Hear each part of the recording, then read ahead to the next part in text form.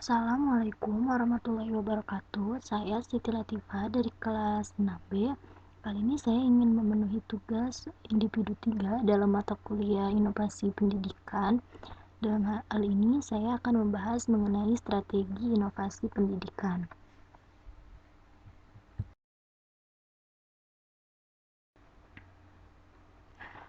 Lalu pertanyaan yang pertama yaitu ada bagaimana cara strategi pendidikan dapat dilaksanakan secara efektif. Dalam hal ini ada 3 strategi yang dapat dilaksanakan. Yang pertama ada strategi pendidikan akan dapat digunakan secara tepat dalam kondisi dan situasi sebagai berikut. Yang pertama itu ada apabila perubahan sosial yang diinginkan tidak harus terjadi dalam waktu yang singkat. Lalu yang kedua, apabila sasaran perubahan belum memiliki keterampilan atau pengetahuan tertentu yang diperlukan untuk melaksanakan program perubahan sosial. Lalu yang ketiga, apabila menurut perkiraan akan terjadi penolakan yang kuat oleh klien terhadap perubahan yang diharapkan.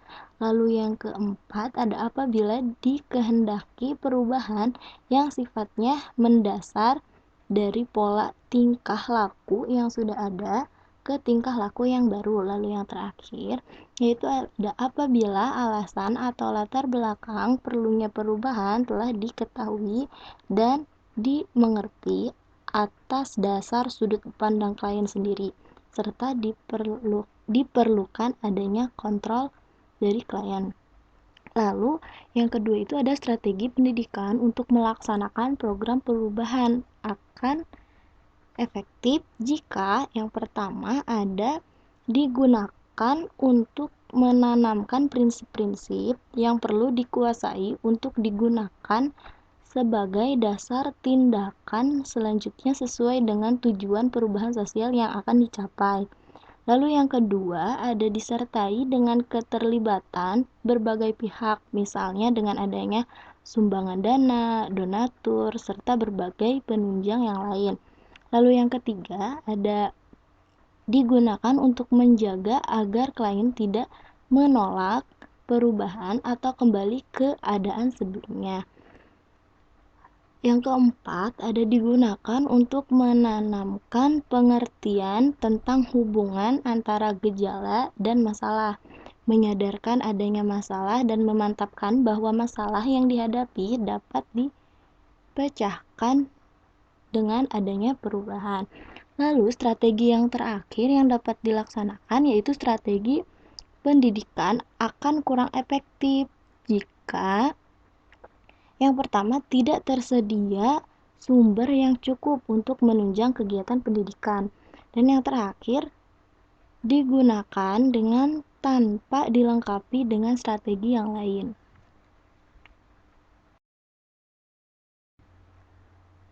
Lalu pertanyaan yang kedua yaitu, apa saja hal-hal yang menjadi pertimbangan dalam berhasilnya penggunaan strategi bujukan?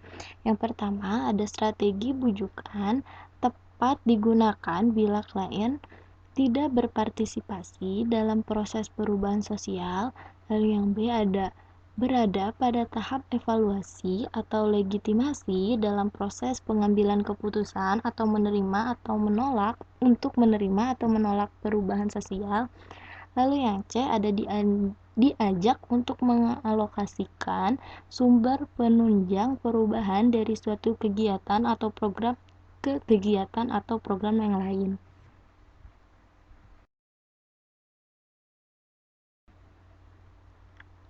Lalu yang kedua ada strategi bujukan tepat digunakan jika masalah dianggap kurang penting atau jika ada pemecahan masalah kurang efektif. Lalu yang B ada pelaksana program perubahan tidak memiliki alat kontrol secara langsung terhadap klien.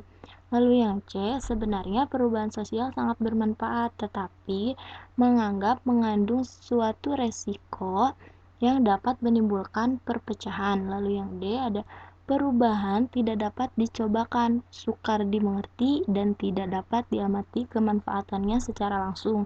Lalu yang terakhir ada dimanfaatkan untuk melawan penolakan terhadap perubahan pada saat awal diperkenalkannya perubahan sosial yang diharapkan.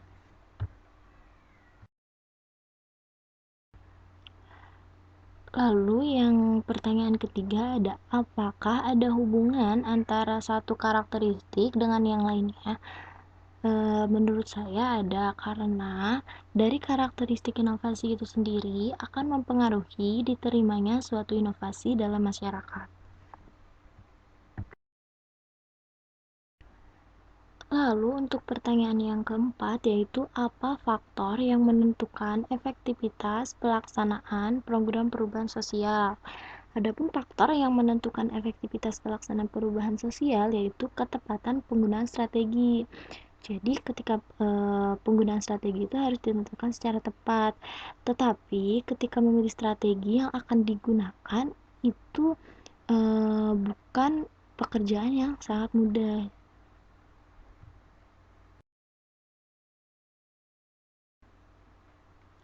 Lalu untuk pertanyaan yang terakhir yaitu ada karakteristik inovasi dapat mempengaruhi cepat atau lambatnya penerimaan inovasi.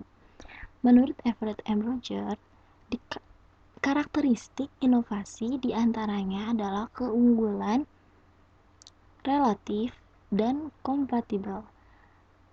Lalu yang dipertanyakan yaitu kemukakan pendapat Anda mengenai perbedaan kedua karakteristik tersebut. Menurut saya, dalam perbedaan karakteristiknya yaitu karakteristik keunggulan relatif yaitu menekankan pada sejauh mana inovasi dianggap menguntungkan untuk penerimanya. Sedangkan kompatibel menekankan pada tingkat kesesuaian inovasi dengan nilai dan kebutuhan dari penerima.